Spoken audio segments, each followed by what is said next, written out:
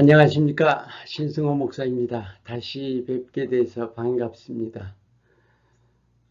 우리 첫 시간에 잠깐 말씀 나눴지만 저희 교회 제자 양육 과정 이 첫 단계 생명의 삶은 처음 믿는 분들을 위한 프로그램이 아닙니다. 믿는 분들이 그래서 우리 자신의 믿음을 전반적으로 돌아보기 위한 그 내용입니다. 모두 8과 중에서 첫 부분 1과부터 4과까지가 이론적인 부분을 다뤘고 5과부터 8과까지 실제적인 적용에 대해서 다루었습니다. 우리 첫 과에 창조와 인간 공부했죠. 두 번째 과에 지난주에 죄에 대해서 공부했습니다. 오늘은 세 번째 과 구원입니다. 여러분 교재 준비하시기 바래요. 지금 보시는 화면 아래쪽에 왼쪽에 보시면 클릭하셔서 프린트아웃 하실 수가 있습니다. 필기과 또 성경 준비하시기 바랍니다. 자, 구원입니다. 시작하기 전에 먼저 한번 우리 기독교가 다른 종교와 확연하게 다른 점이 뭔가를 생각해 봐요.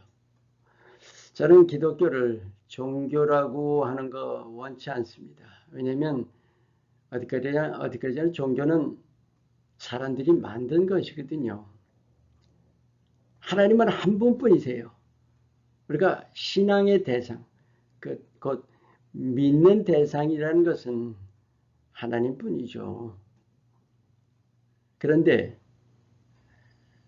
그 하나님과 우리 인간 사이에 요한복음 14장 6절에 보시면 예수께서 이르시되 내가 곧 길이요 진리요 생명이니 나로 말미암지 않고는 아버지께로 올 자가 없느니라. 분명히 하나님과 인간과의 사이에 예수님이 계신 거죠, 지금. 그러니까 인간이 만든 종교에는 이런 신과 인간 사이에 어떤 중재라는 것이 있을 수가 없다는 거죠. 분명히 하나님께서 사랑으로 우리에게 다가오셨다는 바로 그 예수님, 메시아라 하기도 하고 구원주라는 말을 쓰기도 하죠. 바로 그 인간과 신 사이에 중재가 있는 사실이 다른 종교와 틀리다는 거죠. 굳이 이제 종교라는 말을 쓴다면요. 자, 시작합니다. 우리가 하나님의 구원을 생각할 때 구원의 그 반대편에 심판이라는 것이 있어요. 심판과 구원을 우리가 둘을 두고 우리가 함께 생각할 때 하나님 분명히 심판하시죠. 그죠? 그리고 또 구원도 하신단 말이에요. 그럼 우리가 그 둘을 어떻게 조화를 시킬 것이냐?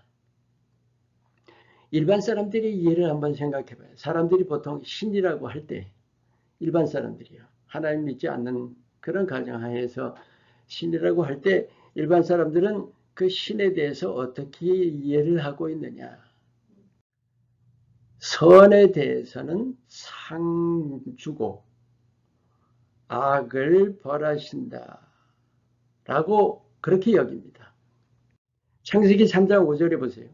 너희가 그것을 먹는 날에는 너희 눈이 밝아져. 이거 지금 사단의 얘기입니다. 사단이 하와를 두고 아담을 두고 하는 얘기입니다. 하나님과 같이 되어 선악을 알 줄 하나님이 아심이니라. 사단의 말이지만 맞는 말이에요. 즉 선악과를 먹고 나서 선악을 분별할 수 있게 된 거죠. 눈이 밝아져서요. 그래서 우리 인간에게 들어온 것이 바로 선과 악을 명확이라는 것보다 그만큼 선과 악에 대해서 민감하다는 거죠. 그래서 신에 대한 우리의 의식도 선에 대해서 상 주고 악을 벌하는 그게 어떤 신에 대한 고정관념이나 다름없어요. 그렇다면 우리 인간의 바탕이 선했어요. 우리 이과에 우리 전주에 나눴죠. 인간의 바탕이 선했었나요? 아니죠. 결코 선하지 않습니다.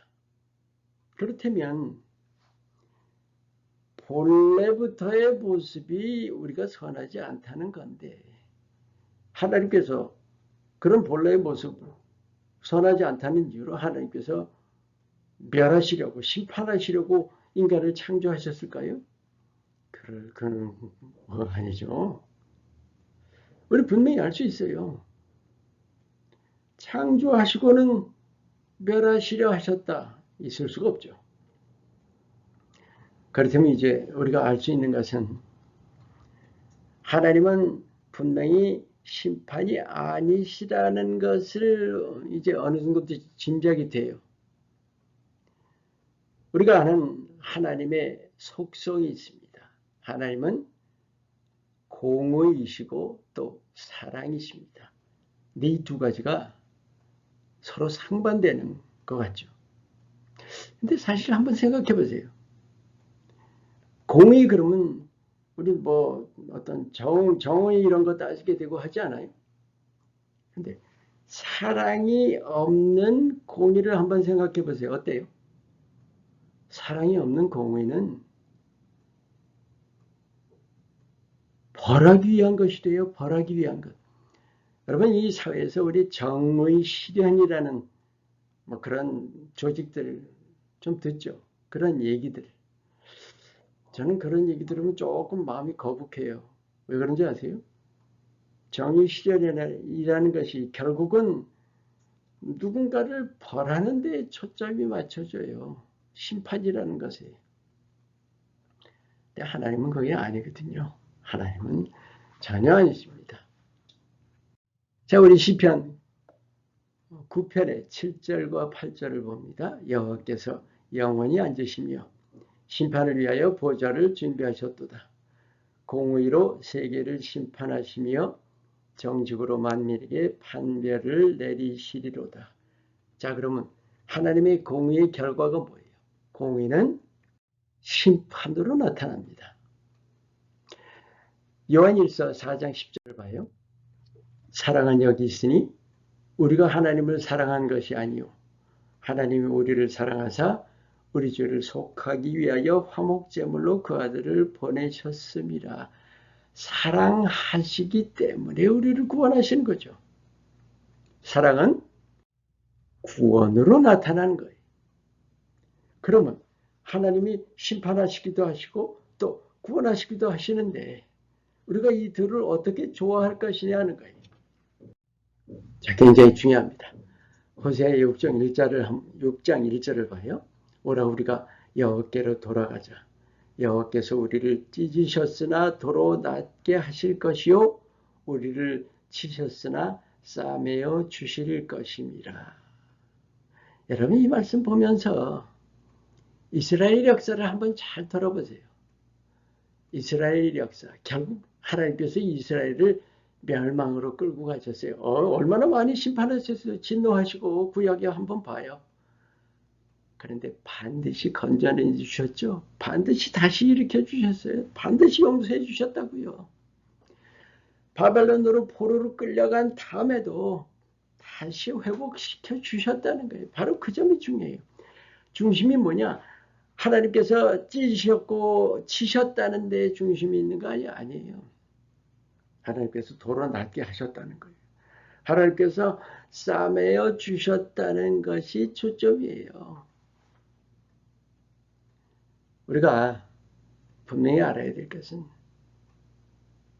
하나님은 공의로우셔서 분명히 심판을 하세요. 근데 우리가 봐야 될 것은 결과예요. 결과. 하나님이 바라보시는 그 궁극적인 결과가 뭐냐면 결과는 구원이라는 거예요. 구원. 징계하신 후에 회복시키신다. 이것이 하나님이 지금 하고 계시는 일이에요. 요한복음 3장 17절 말씀 보세요. 하나님이 그 아들을 세상에 보내신 것은 세상을 심판하려 하심이 아니요 그로 말미암아 세상에 구원을 받게 하려 하심이라. 이제 분명히 드러납니다. 예수님을 이 땅에 보내신 뜻은 심판이 아니라 구원하시려는 것이다. 우리 여러분, 예수님이 오셨다는 것을, 예수님이 구원주라는 걸 우리가 너무나 잘 알기 때문이지만, 이 오늘 요한복음 3장 17절로 분명히 하나님께서 우리에게 도장을 찍으시는 건 뭐냐면, 하나님의 뜻하시는 그 궁극적인 뜻은 심판이 아닌 구원이라는 거예요. 심판이 아닌 구원이다. 여러분, 이것이 얼마나 중요한 것인지 몰라요. 결국은 심판이라는 것도 구원을 드러내시기 위한 바로 그런 것이라고 우리가 볼 수 있는 거예요. 아니, 심판이 없이 구원이라는 게 있을 수 없잖아요. 뭐 그렇게까지 우리가 이해를 한다는 게 조금 과한 것인지 몰라도 우리는 뭐 누구나 죄인이잖아요. 우리 전과에 나눴지만 악한 자가 악인이 누구나 악인이고 누구나 죄인이고 그래서 심판을 받을 수밖에 없는 우리 모습인데 하나님은 구원이라는 거예요. 구원. 자, 우리 그 다음으로 생각해 봐요. 이제 우리가 구원에 대해서 생각할 때 구약에서 구원의 예표를 찾아볼 수 있어요. 하나님께서 모세를 통해서 이스라엘 백성들을 애굽에서 해방시키셨던 일이죠. 구원해 내셨던 거죠. 출애굽기 12장 13절을 봐요. 내가 애굽 땅을 칠 때에 그 피가 너희가 사는 집에 있어서 너희를 위하여 표적이 될지라. 내가 피를 볼 때에 너희를 넘어가리니 재앙이 너희에게 내려 멸하지 아니하리라. 내가 피를 볼 때에 너희를 넘어가리니. 하나님께서 이스라엘 백성들을 애굽에서 끄집어내시면서 피를 문설주와 인방에 바르게 하셨죠. 그래서 심판의 천사들이 다닐 때 피를 보고 심판이 넘어갔어요. 여러분 6월절, 6월이라는 말이 뭔지 아시죠? 이렇게 넘어간다는 얘기예요. 그래서 6월절을 패스오버라고 그러죠. 내가 피를 볼 때 너희를 넘어가리니 할 때 패스오버입니다. 그것이 구원이에요. 예수님께서 십자가에 달리셨던 그 날이 어떤 때인지 아세요? 절기로 6월절이에요. 하나님께서 구약에서부터 끊임없이 보여주셨던 거죠.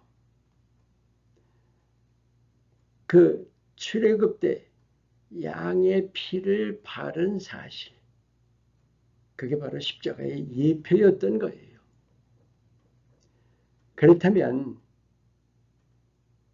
심판을 넘어가셨다는 것이 무슨 뜻일까요? 구원은 심판을 면제하시는 거예요. 하나님께서 심판을 이렇게 덮어주신 거나 다름없죠. 그것이 우리를 구원하시는 하나님의 뜻입니다. 심판을 면해 주시는 거예요. 뭐를 통해서요? 십자가를 통해서. 예수님의 십자가를 통해서. 자, 이제 구원은 죄 문제의 해결입니다. 그래서 이제 우리가 구체적으로 죄를 어떻게 해결하는가에 대해서 나눕니다. 속죄라는 죄를 용서함 받는 것. 우리가 어떻게 죄를 용서받나? 여러분 법적으로 다른 사람이 지은 죄, 즉 내 친구의 죄를 내가 대신 벌받을 수 있나요? 안 되죠. 법적으로 그거는 그 어디서도 그런 법이 아마 없을 겁니다. 그러니까 인간의 원칙은 뭐예요? 범죄자 자신이 죄의 값을 치러야만 합니다. 여러분 이 원칙대로라면 구원이라는 것은 사실은 불가능해요. 아니, 예수님께서 어떻게 우리 대신 하나님의 원리가 인간의 원칙과는 다르다는 거죠. 하나님의 속죄 원리는 구약의 희생 제사를 통해 우리에게 끊임없이 보여주셨던 겁니다. 레위기 17장 11절 말씀, 육체의 생명은 피에 있음이라.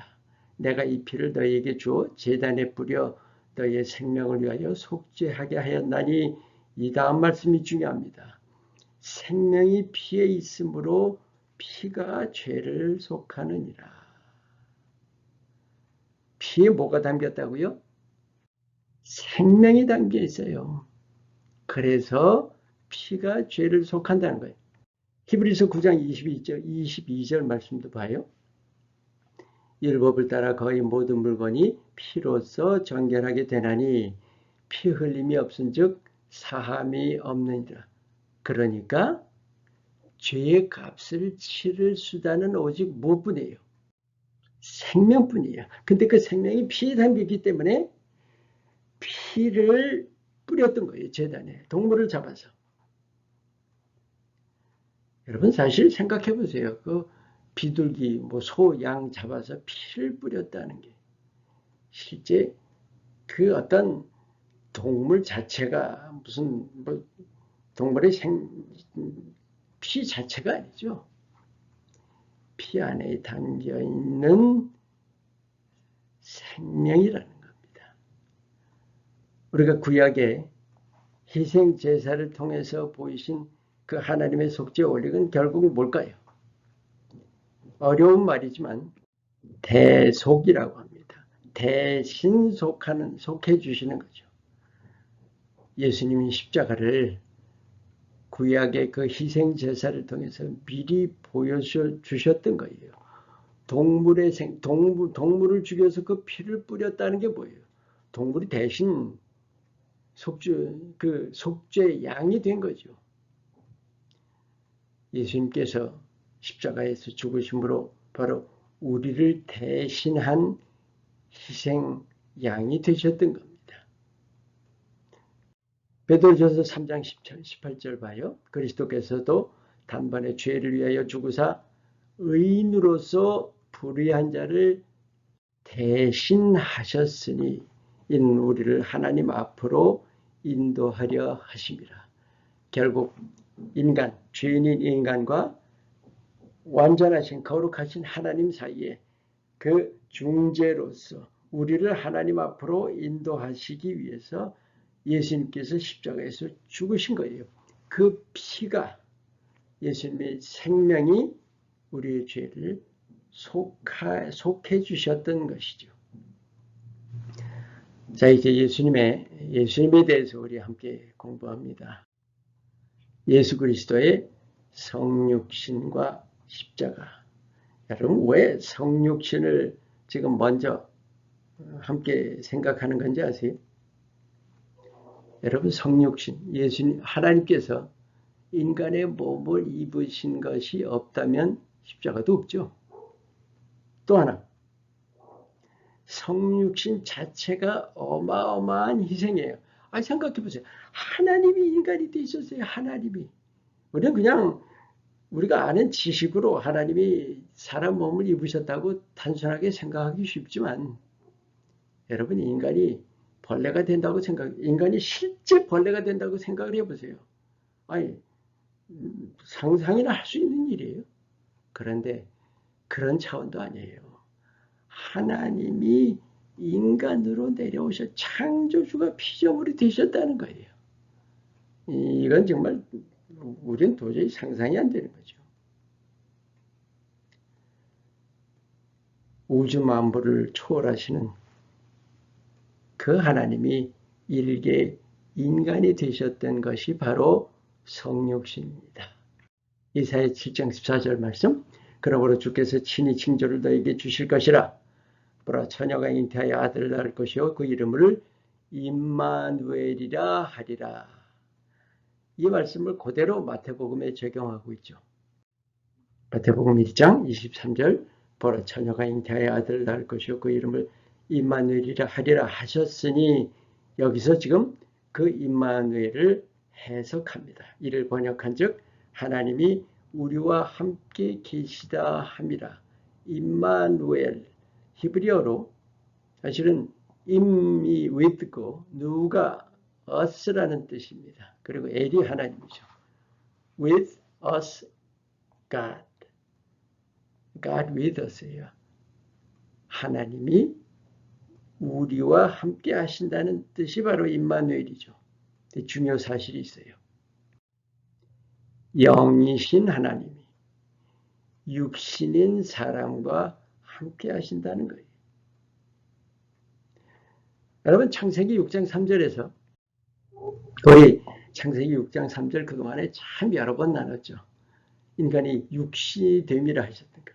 여호와께서 이르시되 나의 영이 영원히 사람과 함께 하지 아니하리니 이는 그들이 육신이 됨이라. 그래서 수명이 120년으로 짧아졌던 거 일과부터 공부했던 거 기억하시죠? 이 지난과에서는 바로 이 육신이 됨이라는 것, 죄성이라는 것 나눴었던 것이고요. 그래서 창세기 6장 3절에서 보았던 그 문제가 어떤 변화였어요? 아주 영적인 존재였어요. 강한 영. 그래서 육은 약해서 영에 비해서 이건 아주 영이 훨씬 더 영의 뭐라 그럴까요? 영의 기준인 영을 기준으로 한 존재였죠. 그런데 죄를 지으면서 육이 점점 더 강해졌어요. 육이 강하고 영이 약해졌던 것이죠. 그래서 육신이 되었다는 거예요. 그게 다 죄 때문에 그랬던 것이죠. 고린도전서 15장 49절 말씀 봐요. 우리가 흙에 속한 자의 형상을 입은 것 같이 또한 하늘에 속한 이의 형상을 입으리라.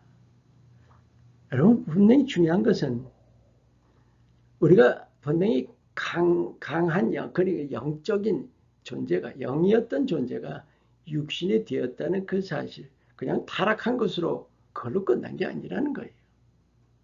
하나님께서 성육신 하셨다는 것에서 우리가 느낄 수 있는 아주 중요한 것이 있습니다. 정말로 중요해요. 이것은 하늘에서 땅으로 내려오셨죠. 무슨 뜻일까요?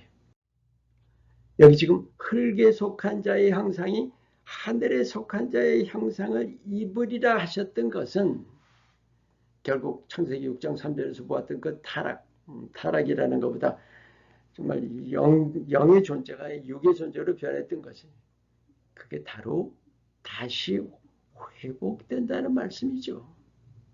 성육신은 인간이 하나님의 차원으로 오를 길을 예비하신 거예요.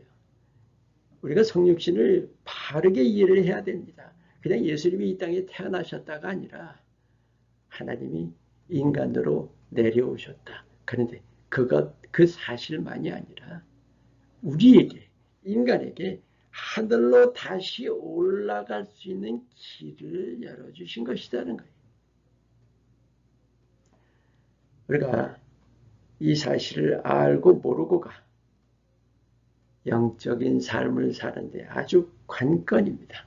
우리가 이제 앞으로 계속 1단계, 2단계 영의 삶에서 이 부분을 더 중요하게 다루게 될 것입니다. 이제 우리 십자가를 공부합니다. 십자가에 대해서 생각할 때 분명히 성육신에 대한 이해가 먼저 바로 된 다음에 십자가를 생각해야 합니다. 우리 예수님의 십자가를 이제 깊이 돌아보기 위해서 시작을 또 구약의 제사로부터 희생 제사로부터 시작해야 합니다. 구약 시대에 하나님께서 모세 통해서 율법에 규정해 주셨던 그 제물의 규례가 굉장히 까다로웠죠. 특별히 정결한 제물, 부정한 제물. 예를 들어서 비늘이 없는 물고기는 부정한 물고기고 비늘이 있는 제물은 정결한 제물이라고 그렇게 규정을 하셨다는 거죠. 그러면 실제로 그들이 있고 없고가 장대월 부정함을 결정하는 거예요. 아니죠. 그래서 왜 그렇게 하셨을까? 바로 예표입니다. 실제로 돌아온 게 아니었어요. 하나님께서 구약의 제물을 통해서 구약의 제물을 아주 명확하게 규정을 해 주신 뜻은 그 제물을 통해서 이미 예수님이 십자가를 예표해 주신 거예요. 예수님이 누구세요? 하나님이세요. 하나님. 제물이 완전해야 한다는 것을 미리 보여주셨던 거죠. 완전하지 않고는 결코 제물이 될 수가 없다는, 속죄의 제물이 될 수가 없다는 것이죠. 여러분, 한 번 지은 죄를, 여러분이 어제 지은 죄를 오늘 또 지을 확률이 있어요, 없어요? 얼마든지 있죠. 그러면 분명히 다시 지을 수 있는데, 그 당시에 한 번 지었던 죄를 다시 지으면 어떻게 했었어야 했을까요? 뭐 다시 제물 드려야 돼요. 어제 드린 제물로 오늘 내가 같은 죄를 범했다 그래서 어제 드린 제물 가지고 그게 소용이 없는 거죠. 다시 드려야 되는 거예요. 히브리서 10장 1절과 4절을 보세요. 율법은 장차 올 좋은 일의 그림자일 뿐이요 참 형상이 아니므로 해마다 늘 드리는 같은 제사로는 나오는 자들을 언제나 온전하게 할 수 없느니라. 이는 황소와 염소의 피가 능히 죄를 없이 하지 못함이라. 분명히 구약에서 드렸던 그 제물이 온전한 것이 아니었어요. 제물이 어땠다고요? 불완전했고 또 효력은 어땠어요? 그때뿐이에요. 일회성이에요. 바로 이 점이 예수님의 십자가를 미리 우리에게 예표해 주시면서 가르쳐 주셨던 거예요. 히브리서 9장 12절 말씀 보세요. 염소와 송아지의 피로 하지 아니하고 오직 자기의 피로 영원한 속죄를 이루사 단번에 성소에 들어가셨느니라. 여기 단번에라는 이 단어가 굉장히 중요합니다. 예수님께서 희생하셨던 희생, 그리스도의 십자가는 바로 하나님 자신이에요. 제물이 하나님 자신이었어요. 그래서 완전한 제물이었죠. 또 그 제물의 효력은 어땠어요? 하나님의 생명을 드렸던 거예요. 하나님의 생명이니까 여기 9장 12절 말씀처럼 영원한 속죄, 영원한 효력이었습니다. 예수 그리스도의 십자가는 완전하고 영원한 속죄였던 거예요.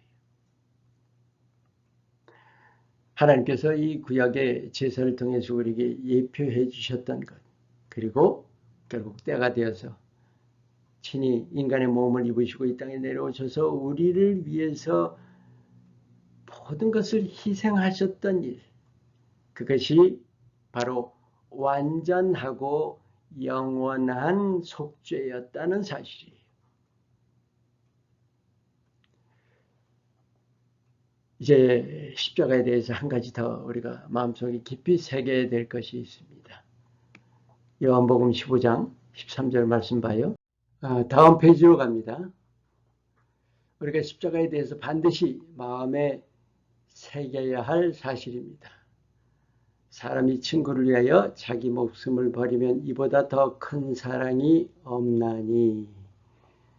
예수님께서 제자들에게 이제 십자가에 죽으실 것을 예고해 주시면서 하나님 사랑을 이미 제시해 주셨던 것이죠. 그 지극하신 사랑을. 로마서 5장 8절 말씀에도 우리가 아직 죄인 되었을 때에 그리스도께서 우리를 위하여 죽으심으로 하나님께서 우리에 대한 자기의 사랑을 확증하셨느니라.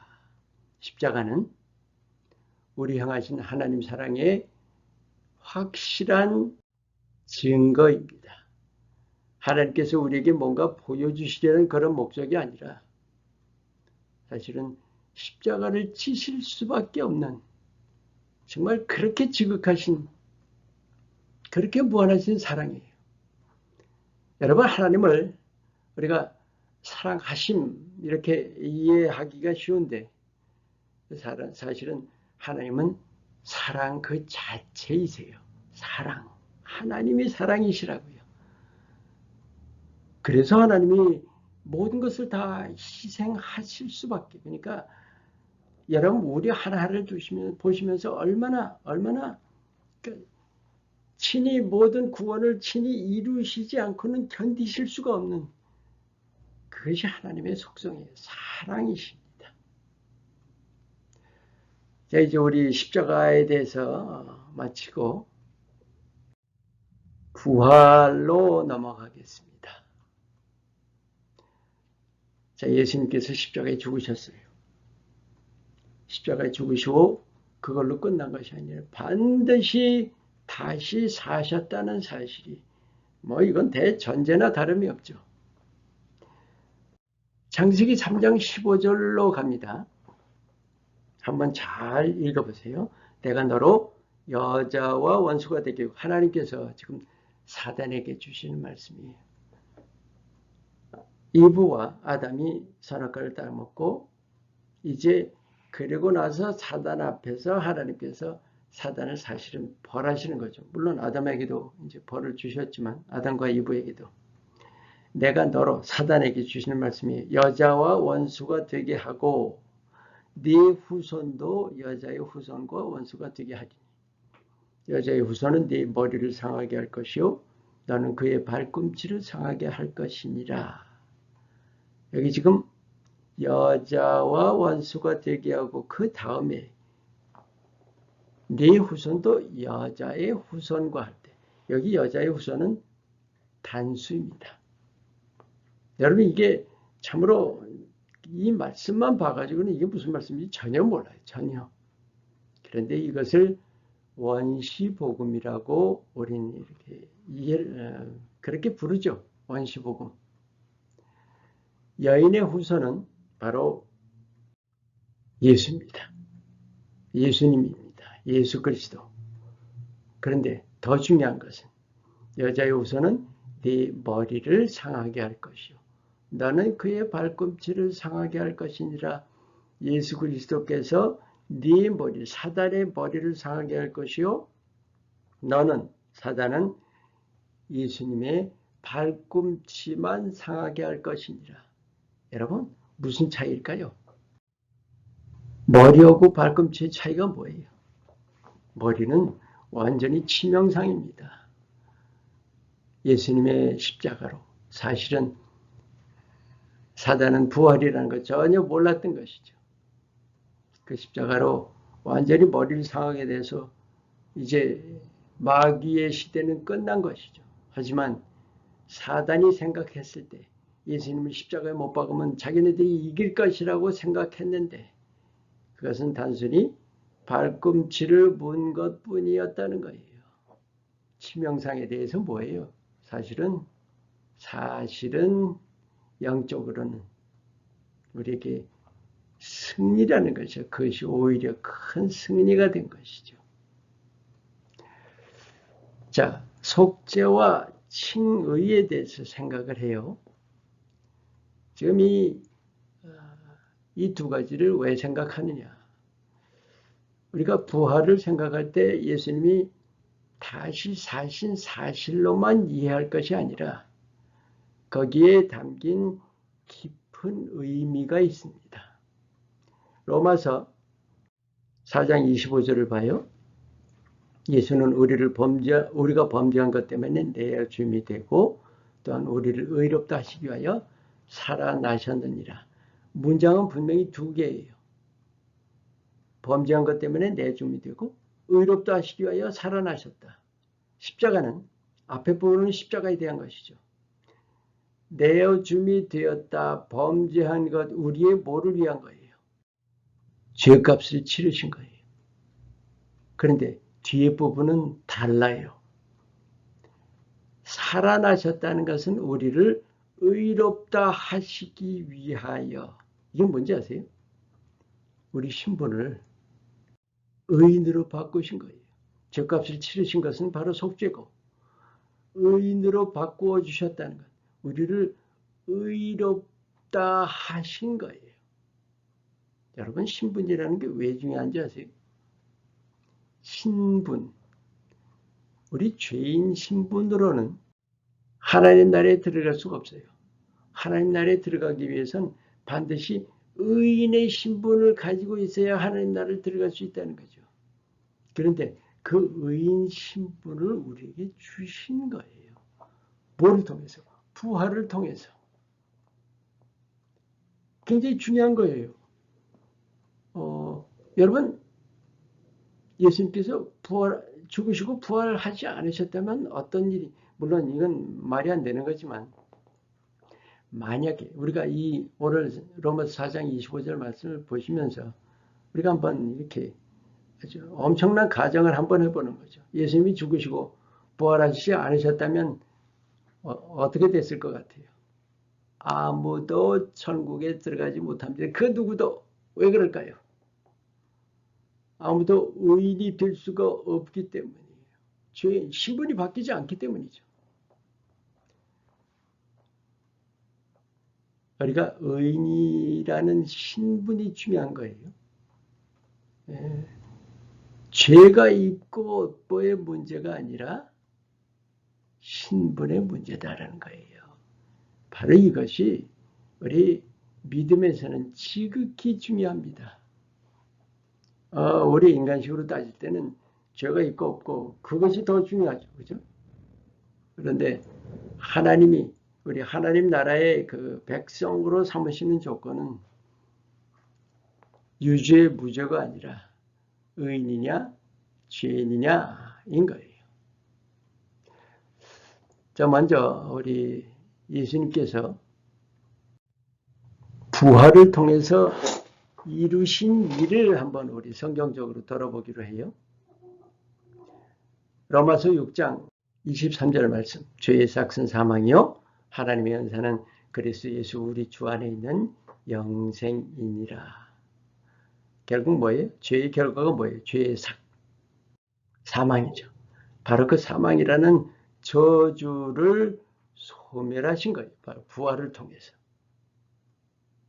이제는 이 사망이 없다. 여러분, 우리 일과에서 이제 아담에게 하나님께서 이제 선악과 먹은 그 벌을 내리실 때, 난 정령 반드시 죽으리라고 하셨을 때, 우리가 그 죽음에 대해서 말씀 나눴었죠. 그 죽음이 결국 목숨에 대한 것이 아니었다는 거죠. 궁극적으로는 아담이 930세까지 살았잖아요. 무슨 죽음이에요? 영적인 죽음이었어요. 하나님과의 관계 단절이죠. 그런데 이제는 그게 없는 거예요. 사망이라는 저주를 소멸하셨다. 그리고 이제 히브리서 2장 14절을 봐요. 자녀들은 혈과 육에 속하였으며 그도 또한 같은 모양으로 혈과 육을 함께 지니심은, 혈과 육이 뭐예요? 인간의 몸이라는 거죠. 예수님께서 인간의 몸을 입으신 뜻은 죽음을 통하여 죽음의 세력을 잡은 자 곧 마귀를 멸하신다. 마귀를 멸하시려. 또 하나 요한일서 3장 8절을 봐요. 죄를 짓는 자는 마귀에게 속하나니 마귀는 처음부터 범죄함이라. 하나님의 아들이 나타나신 것은 마귀의 일을 멸하려 하심이라. 마귀의 일을 멸하신다. 이제 어떤 분들은 그렇게 이해할 거예요. 아니, 마귀 아직도 있잖아요. 마귀의 일이 아직도 일하고 있잖아요. 우리가 영적인 면에서 우리가 이해를 할 때 이렇게 일하시면 돼요. 폐전병들, 물론 전쟁은 전쟁이라는 것보다 하나님께서 이제 사단을 완전히 멸하셨는데 우리식으로 이해를 한다면 전쟁은 끝나고 폐전병들이 남아서 지금 뭔가 좀 괴롭히고 있는 그런 거죠. 영적으로는 우리가 분명히 이해를 해야 되는 것은 하나님이 바로 그 사단을 지금 폐잔병처럼 다니고 있는 그 사단을 사용하셔서 우리를 연단하신다는 거예요. 우리 육적인 데서 영적인 것으로 끊임없이 자라가도록 하나님이 연단하고 계신다는 사실입니다. 고린도전서 15장 20절 말씀. 그러나 이제 그리스도께서 죽은 자 가운데서 다시 살아나사 잠자는 자들의 첫 열매가 되셨도더라. 첫 열매입니다. 이 열매라는 것은 부활의 첫 열매라는 거죠. 그러면 그전에는 부활이 없었던가요? 그전에도 있었잖아요. 왜 첫 열매라고 하셨는지 아세요? 그 전에 있었던 부활, 그러니까 예를 들면 나사로가 살았잖아요. 하나님 예수님께서 살려주셨잖아요.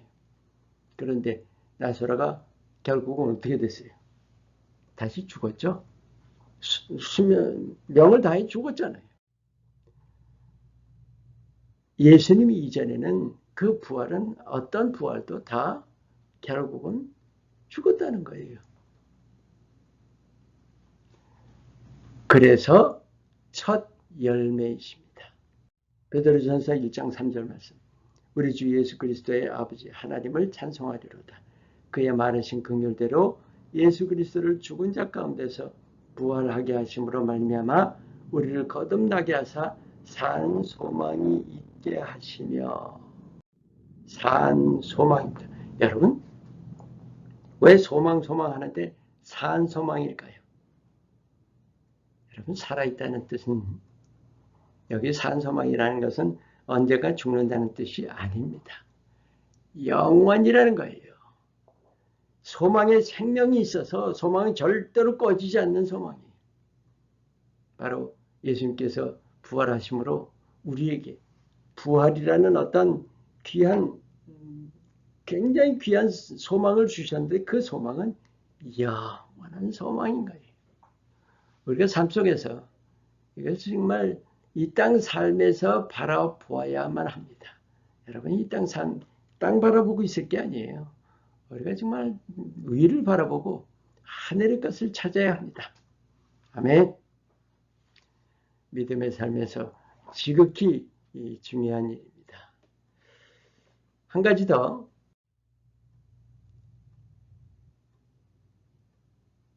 우리 이제 부활의 중요성을 생각해 봅니다. 골로새서 1장 26절, 27절을 봐요.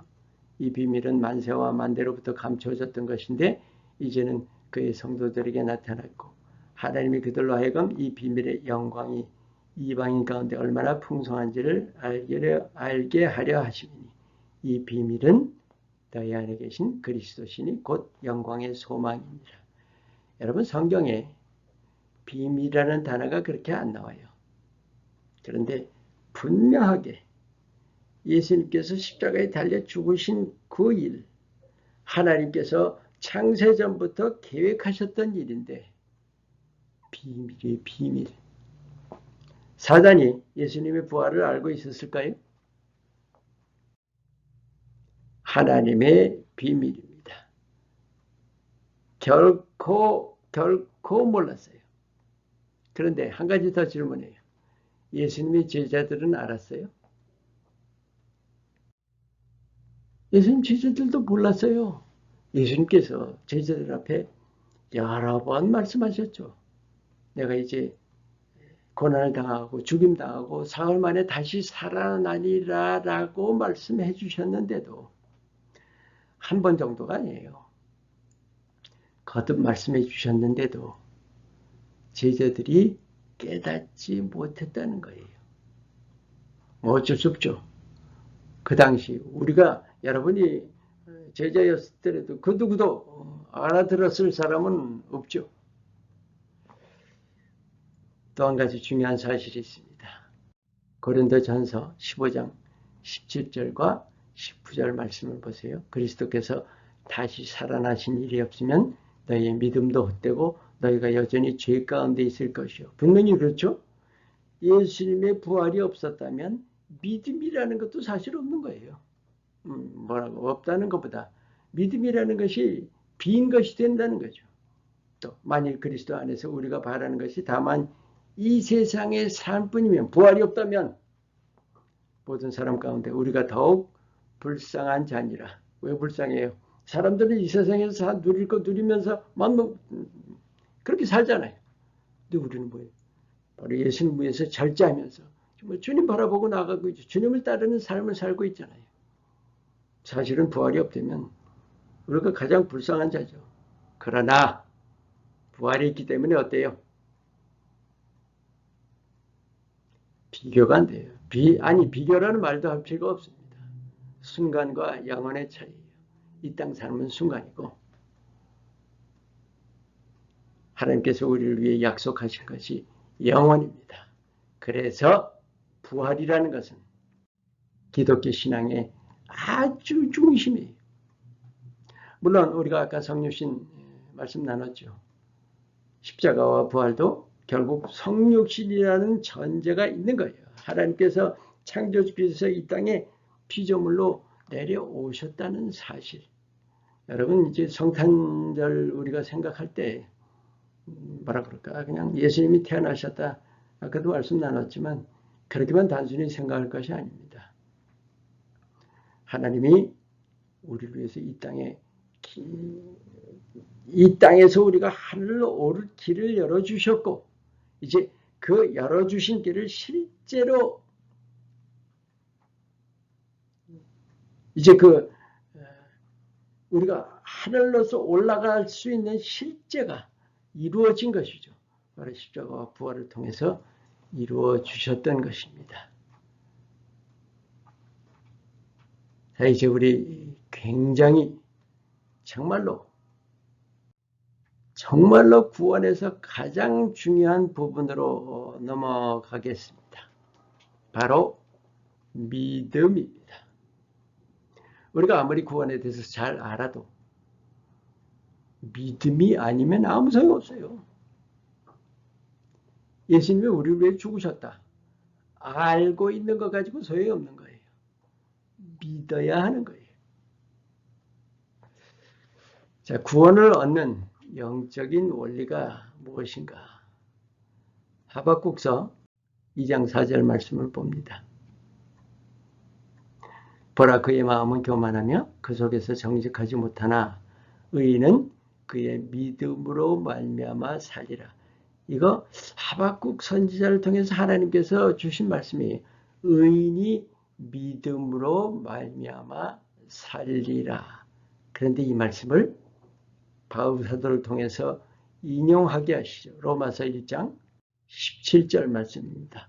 복음에는 하나님의 의가 나타나서 믿음으로 믿음에 이르게 하나니, 이 말씀은 앞에 믿음은 동사고 뒤에 믿음은 명사예요.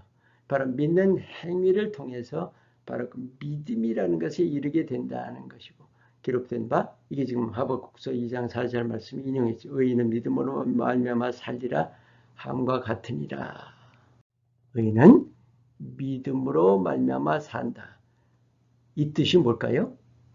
구원 얻는 근본 바탕이 믿음인 거예요. 여러분, 구원 얻는 것은 행위나 뭔가를 우리가 잘 해서 하나님께 어떤 조건에 합당해서가 아니라 바로 믿음입니다. 우리 다음과 율법과 은혜에서 아주 자세히 나눌 예정입니다. 갈라디아서 2장 16절 말씀. 이제 여러분이 아시는 분은 아시겠지만 갈라디아서 2장 16절과 그 다음에 로마서 3장 28절. 물론 그 절만이 아니에요. 물론. 하지만 갈라디아서 로마서의 아주 핵심이라고 할 수 있는 바로 요절이죠. 왜 그럴까요? 바로 믿음으로 구원을 얻는 그 영적인 원리가 여기 나와 있기 때문이에요.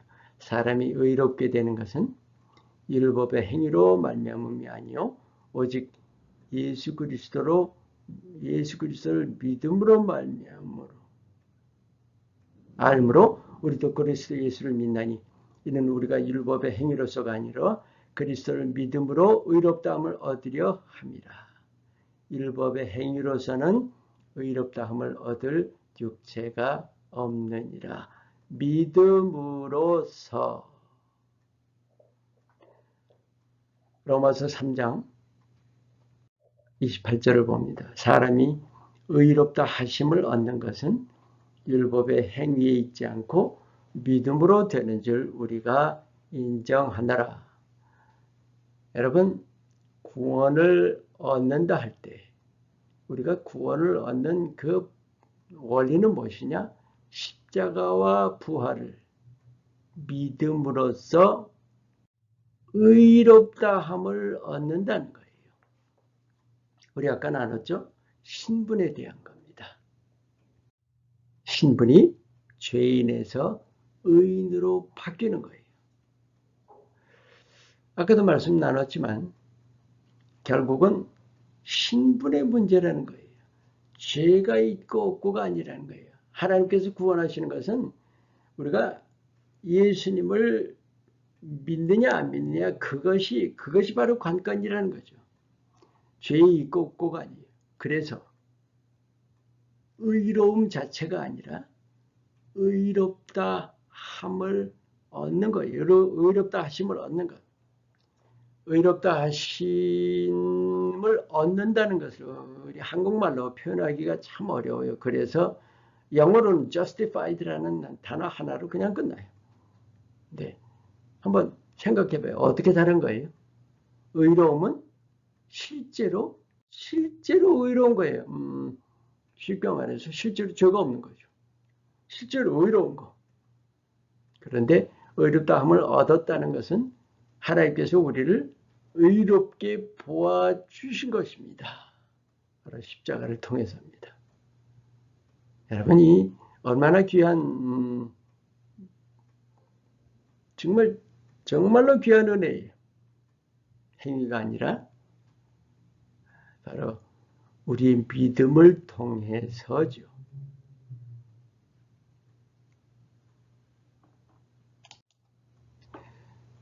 그럼 구원 얻는 그 실제 과정이 어떨까요? 과정이라는 것보다 영적인 그 실제로 구원을 어떻게 얻는 것이냐 하는 거죠. 로마서 19절 말씀, 내가 만일 내 입으로 예수를 주로 시인하며 입술로 우리가 예수님을 주로 시인한다는 거예요. 또 하나님께서 그를 죽은 자 가운데서 살리신 것을 내 마음에 믿으면 구원을 받으리라. 예수님께서 나를 위해 죽으셨고 또 나를 위해서 다시 사셨다는 십자가와 부활을 우리가 믿으면 되는 거예요. 즉 예수를 구주로 시인하는 것이죠. 우리가 예수님을 구주로 시인한다는 것을 요한복음 1장 12절에는 영접한다는 것으로 표현이 되고 있습니다. 여러분, 예수님을 구주로 내가 시인한다는 것은 예수님을 내 구주로 받아들이는 거예요. 영접함입니다. 그래서 영접하는 자, 곧 그 이름 믿는 자들에게 하나님의 자녀가 되는 권세를 주셨다. 이제 그것이 구체적으로 또 그러니까 예수님을 영접했다는 그 사실을 우리가 그냥 머리로만 알고 있는 것이 아니라 에베소서 1장 13절에 보세요. 그 안에서 너희도 또한 진리의 말씀, 곧 너희 구원의 복음을 듣고 그 안에서 또한 믿어 약속의 성령으로 인치심을 받았으니 우리가 예수님을 영접할 때 나중에 우리 같이 더 공부하겠지만 성령을 받습니다. 사실은요. 삼위일체이시기 때문에 성령은 하나님의 영이시고 또 성령은 예수님의 영이시거든요. 우리가 예수님 영접한다 그러면 바로 그것이 우리가 성령을 영접하는 거나 마찬가지예요. 성령을 받는다는 표현이지만 어쨌든 에베소서 1장 13절에는 성령을 우리에게 보증으로 주신다는 거예요. 보증. 그렇게 될 때 그 보증이 뭐예요? 구원에 대한 보증이죠.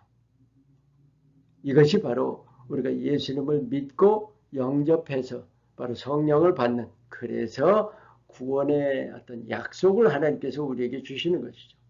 그것이 바로 구원을 받음입니다. 구원을 얻음입니다. 그렇다면 우리 이 믿음에 대해서 한 가지 더 중요한 점을 우리가 꼭 짚고 넘어가야 되는 것이 있어요. 구약시대. 꼭 우리가 예수님의 십자가와 부활을 믿는다 하는 거니까 이 믿음이라는 것은 구약에서는, 왜냐하면 예수님 전이니까 믿음이라는 게 적용되지 못했었던 것이냐, 구약시대는 믿음이 없었던 거냐. 창세기 15장 6절을 보세요. 하나님께서 아브라함 앞에서 너 저 하늘에 있는 밤하늘에 있는 별을 봐라. 얼마나 수가 많은지. 네 자손이 이와 같으리라. 하나님께서 그렇게 말씀해 주신 거예요. 그런데 아브라함이 그것을 믿었어요. 그때 아내인 사레의 그 몸이, 아내가 아이를 못 낳는 그런 아내였잖아요. 그런데도 아브라함이 그것을 믿었단 말이에요. 아브라함이 여호와를 믿으니 여호와께서 이를 그의 의로 여기시고, 분명히 하나님께서 아브라함의 믿음을 보시고 아브라함을 의인이라고 하셨다는 거예요. 아브라함을 의인으로 보셨다는 거죠. 아브라함 때에도 역시 믿음이라는 게 있었다는 거죠. 믿음으로 의인이 됐었던 것은 신약 때만이 아니고 저 믿음의 시작, 믿음의 조상인 아브라함 때부터입니다. 물론 그 전에도죠. 그리고 히브리서 11장에 수많은 믿음의 조상들이 열거되어 있습니다. 그 믿음으로 그 구약의 많은 조상들도 역시 믿음으로였습니다. 자, 이제 믿음의 마지막 부분에서 우리 믿는다는 것을 실제적으로 느낄 수 있는 좋은 예가 있습니다. 바로 구약입니다. 민수기 21장 9절에 모세가 놋뱀을 만들어 장대 위에 다니 뱀에게 물린 자가 놋뱀을 쳐다본 즉 모두 살더라. 이스라엘 백성이 하나님을 원망했어요. 이 먹기 싫은, 이제 이 만나는 입에 물려서 이제 먹기도 싫고 우리를 왜 이렇게 광야까지 끌고 나서 이 고생을 시킵니까 하면서 막 그냥 하나님을 원망했어요. 하나님이 진노하셨죠. 그래서 불뱀을, 독사를 풀어놓으셨어요. 백성들이 물려서 죽어갑니다. 죽어가면서 그제야 백성들이 깨닫고 모세에게 막 부르짖습니다. 모세 하나님께 좀 기도해줘. 우리 좀 건져달라고, 살려달라고. 하나님께서 모세에게 명하셨어요. 놋뱀을 만들어서 장대 위에 달라. 그래서 모세가 놋뱀을 만들어서 장대 위에 달았더니, 그랬더니 무슨 일이 생겼어요? 뱀에게 물린 자가 놋뱀을 쳐다본 즉 모두 살았다는 거예요. 그런데 굉장히 중요한 것은 요한복음 3장 14절에 예수님께서 바로 이 사건을 두고 자신에 대해서 말씀하시는 거예요. 모세가 광야에서 뱀을 든 것 같이 인자도 들려야 하리니. 결국 뭐예요? 놋뱀 사건. 그 옛날 예수님 오시기 1500년 전의 사건인데, 2000년 전 사건인데, 그 놋뱀이 바로 예수님의 예표였던 거예요. 한번 두 사건, 그러니까 예수님의 십자가와 그 놋뱀을 한번 연결을 시켜봐요. 왜 실제 뱀이 아니라 놋뱀이었을까요? 왜 하나님께서 지금 독사를 풀어놓으셔서 죽어가는데 우리가 이론적으로 본다 그러면 그 독사를 장대에다가 이렇게 장대에 매달리면 죽어야 될 거 아니에요. 그 죽여서 독사를 매달아서 그 장대를 보고 그것을 보고 살아났다. 물론 그것도 이제 엄청난 기적이지만 하나님께서 노뱀을 달라고 하셨을 때는 이미 그것을 통해서 예수님에 대한 것을 그때부터 보여주셨던 겁니다. 그때부터라는 것보다 지금 시대를 사는 우리가 바로 이 노뱀 사건을 보면서 하나님께서 그때부터 이 예수님의 일을 그때부터 보여주셨던 것이구나 하는 것을 우리로 하여금 깨우쳐 주시기 위한 그때 보여주셨던 거죠. 자, 그러면 왜 실제 뱀이 아니라 노뱀이었을까요? 예수님은 노뱀으로 달리셨다는 거예요. 뱀은 무슨 뜻일까요? 뱀은 사단이죠. 즉 뱀이라는 것은 죄인을 뜻합니다. 그런데 예수님이 죄가 있으셨어요? 여러분 분명히 우리가 알아야 될 것은 예수님께서 십자가에 달리신 것은 우리의 모든 죄를 모든 인류의 죄, 과거, 현재 모든 죄를 다 홀로 짊어지고 십자가에 죽으셨던 거예요.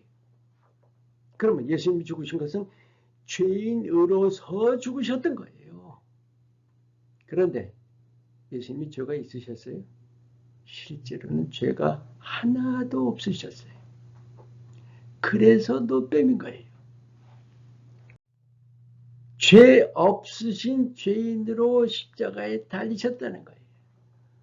얼마나 하나님께서 바로 이 모세 시대에 정말 기가 막히게 우리에게 이 표를 보여주셨는지 몰라요. 여러분 다시 한번 이 굉장히 오래전 얘기지만 그 당시에 독사에 물려서 죽어가던 이스라엘 백성들이 이렇게 쳐다보기만 하고 살았다. 앞뒤가 너무 안 맞는 거 아니에요? 어떻게 살았지? 어떻게 살았지? 바로 그 점. 그것을 통해서 바로 지금의 우리에게 분명히 말씀해 주시고 계시는 거예요. 뭘까요? 우리도 예수님을 바라보기만 하면 된다는 거예요. 바라보기만 하면 산다는 거예요. 우리 죽을 몸이 멸망받을 우리 죄인이 예수님을 바라보기만 하면 산다는 거예요. 바라볼 때 죄인이 의인으로 바뀌기 때문입니다. 그게 바로 믿음입니다. 믿음은 바로 바라보는 거예요. 예수님을 바라보는 것. 그런데 어떻게 바라보는 것일까요? 그 당시를 한번 돌아보세요.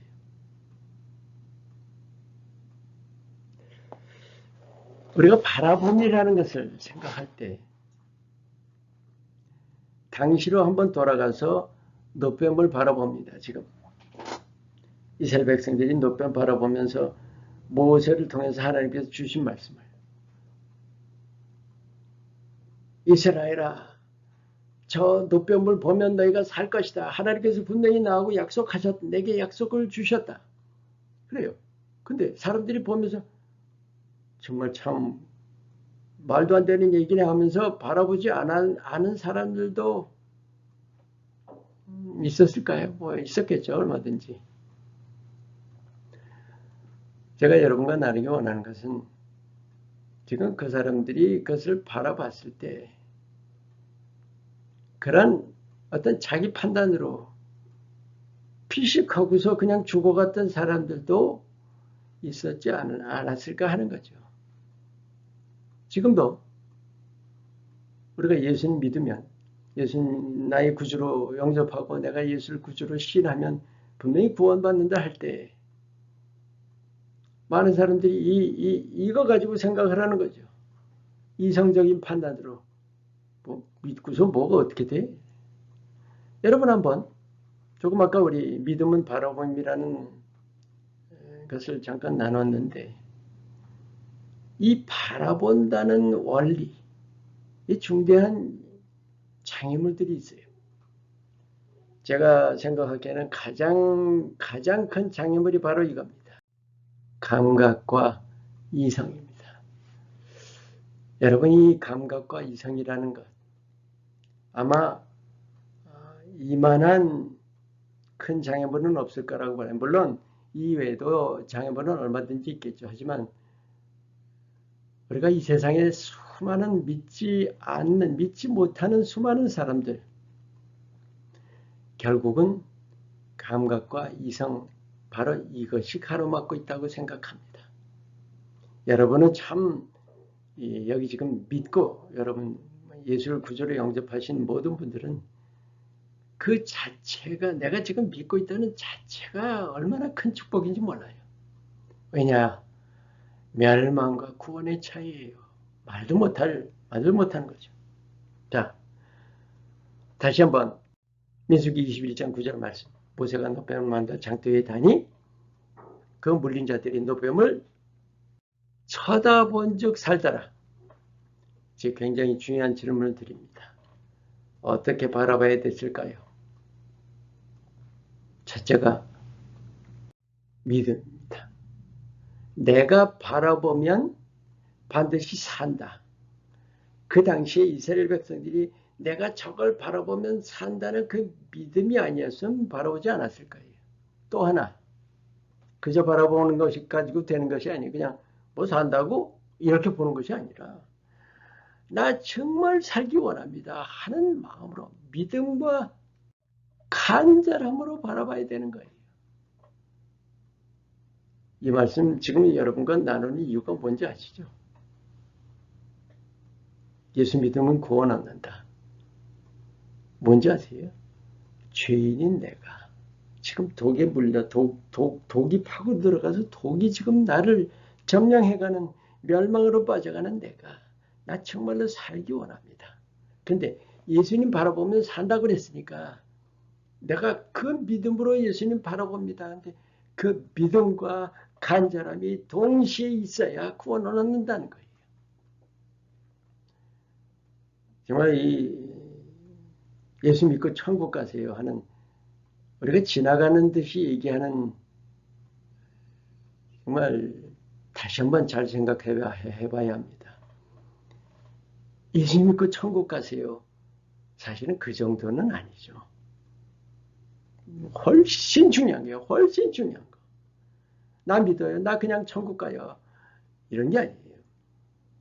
예수님의 십자가를 기억하세요. 어떻게 돼요? 어떻게 하나님이 인간이 되셨어요. 하나님이 인간으로 내려오셨다는 거예요. 모든 것을 다 버리시고 그리고 십자가의 처형까지 정말 담담히 모든 것을 다 우리를 위해 겪으셨다는 거예요.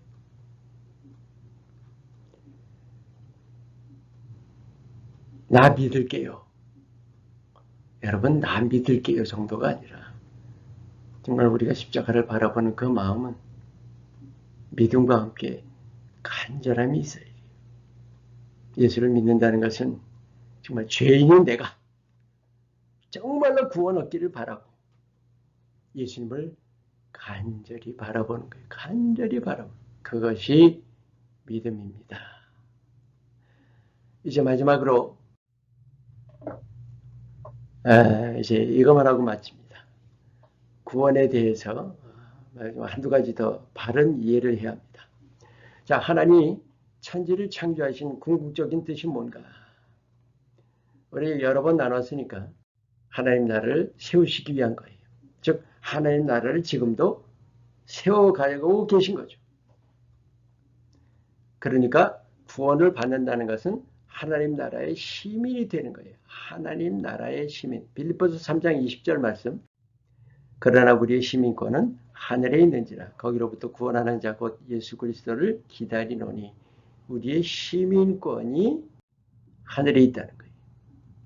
우리가 믿었다 할 때 하나님 나라의 시민권을 우리가 가지고 있는 거예요. 하나님께서 우리에게 그 시민권을 주신 것이죠. 그런데 우리가 단순히 천국 백성이라는 그런 어떤 인식만 가지고 있을 것이 아니에요. 예를 들면 우리가 시민권을 가지고 있다. 그것이 아니라 즉 하나님 나라 천국 들어갈 자격만이 아니라는 거예요. 빌립보서 3장 22절을 봐요. 그는 만물을 자기에게 복종하실 수 있는 자의 역사에 우리의 낮은 몸을 자기 영광의 몸의 형체와 같이 변하게 하시리라. 예수님이에요 지금. 영광의 몸의 형체와 같이 예수님께서 부활하셨던 그 영광된 모습으로 우리도 바뀐다는 거예요. 여러분 천국 들어가기만 하는 것이 아니라 우리가 천국에 합당한 모습으로 되어야 한다는 거예요. 골로새서 3장 4절 말씀도 우리의 생명이신 그리스도께서 나타나실 그때에 너희도 그와 함께 영광 중에 나타나리라. 영원롭게 변한다는 거죠. 고린도전서 15장 51절 말씀 보라 내가 너희에게 비밀을 말하노니 우리가 다 잠잘 것이 아니요 마지막 나팔의 순식간이 홀연히 다 변화되리니 예수님이 재림하실 때에 영화롭게 변화된다는 겁니다. 여러분 그냥 우리가 하나님 나라 들어간다는 단순한 그 사실 뭐라 그럴까 자격이 아니라 그 나라에 합당한 모습이 되어야 한다는 것을 우리가 분명히 알죠. 지극히 중요합니다. 우리가 일과에서 하나님이 우리를 어떤 부족한 불완전한 모습으로 지으신 것 우리 일과에서 배웠죠. 그런데 그 불완전한 모습으로 하나님의 궁극적인 뜻은 뭐예요? 하나님과 같은 모습으로 바꾸신다는 그 궁극적인 모습으로 향해서 지금도 일하고 계신다는 거죠. 일과에서 우리 배웠습니다. 그리고 이과에서는 죄를 공부하면서 거룩함에 대해서 우리가 얼마나 강조했어요. 하나님께서 우리 죄성 있는 그 모습을 거룩한 모습으로 바꾸고 계시는 거예요. 왜요? 하나님 나라의 그 백성으로서의 합당한 모습으로 만들어 가시는 거죠. 우리가 바로 그 사실을 마음에 깊이 간직해야 됩니다. 우리는 지금의 모습이 아니라 이제 바로 예수님의 모습, 하나님의 모습처럼 영원로운 모습으로 자라가는 거예요. 바로 그 모습이 우리가 추구해야 할 궁극적인 모습입니다. 또 한 가지 이제 구원을 먼 장래일로만 생각할 것이 아니라 이 땅 삶, 즉 매일의 삶에 반드시 적용을 해야 한다는 거예요. 이 말이 일반적으로 쓰이는 말은 아니지만 우리가 구원을 어떤 내세 구원이라는 그런 뜻으로 생각했을 때 현세 구원으로 이렇게 한번 표현을 해봐요. 현세 구원. 히브리서 2장 14절 15절. 아까 우리 14절 나눴죠. 자녀들은 혈과 육에 함께 속하였고 그도 또한 같은 모양으로 혈과 육을 함께 지니시는 이것이 바로 성육신입니다. 예수님께서 하나님께서 우리 인간의 몸을 입으신 것. 그 다음에 이제 십자가에 대한 말씀이 나와요. 죽음을 통해서 죽음의 세력을 잡은 자 마귀를 멸하시며. 근데 그 다음이 중요해요. 저 보세요. 죽기를 무서워함으로 한평생 매여 종노릇하는 모든 자들을 놓아주려 하시니. 물론 신학적으로 여러분들이 어떻게 해석할지 몰라요. 하지만 굉장히 중요한 것은 죽기를 무서워함으로 한평생 매여 종노릇하는 자 놓아주려 한다는 거 뭐예요? 여러분 그게 뭐 다 이 일생 마치고 나서요. 사실은 우리가 이 땅 위에서 놓아주려 하시는 거예요. 이 땅 위에서 사역해 하시려는 거. 죽기를 무서워한다는 게 뭘까요? 우리 일과 이과에서 계속 나눴던 우리 인간의 모습, 죄성 있는 모습 바로 그거예요. 우리가 연약하기 때문에 죽기를 무서워하는 거예요. 히브리서 2장 18절 말씀을 봐요. 그가 시험을 받아 고난을 당하셨은즉 시험 받는 자들을 능히 도우실 수 있는지라. 예수님께서 30살까지 사시고 3년 동안 공생에 사시고 순환 받으시고 죽으셨어요. 그리고 부활하시고 승천하셨습니다. 그런데 예수님께서 이 땅에서 사시는 동안에 우리가 받는 모든 고난을 함께 다 겪으셨어요. 그리고 고난을 당하셨기 때문에 시험 받는 자들을 능히 도우실 수 있느니라. 여기 굉장히 중요한 게 하나 들어있어요.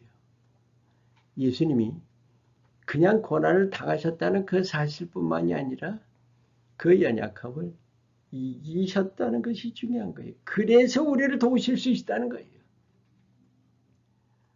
십자가와 부활로 우리 연약함을 대신 이기셨어요. 우리의 연약함을 십자가에 못 박으시고 부활로 정복해 주신 거예요. 우리 대신. 그럼 우리가 어떻게 해야 되는 거예요? 우리가 예수님, 우리 대신 이기신 그 예수님을 힘입어서 우리도 이겨야 합니다. 나도 이긴다. 아멘. 자, 이제 구원에 대해서 우리 공부를 나눴는데 특별히 믿음 이후에 우리가 실제 적용하는 부분 정말로 잘 마음에 간직하세요. 마지막으로 여기 지금 우리 연약함을 대신 이겨주셨다는 것 정말 마음에 잘 새기시고 매일매일의 삶 속에서 예수님을 힘입으셔서 이 세상을 이기시고 인간의 연약함을 이기시고 승리의 삶 사시기를 예수님 이름으로 축원합니다. 아멘. 이 다음과 율법과 은혜에서 다시 또 만나 뵙기를 바랍니다. 평안하시기를 축원합니다.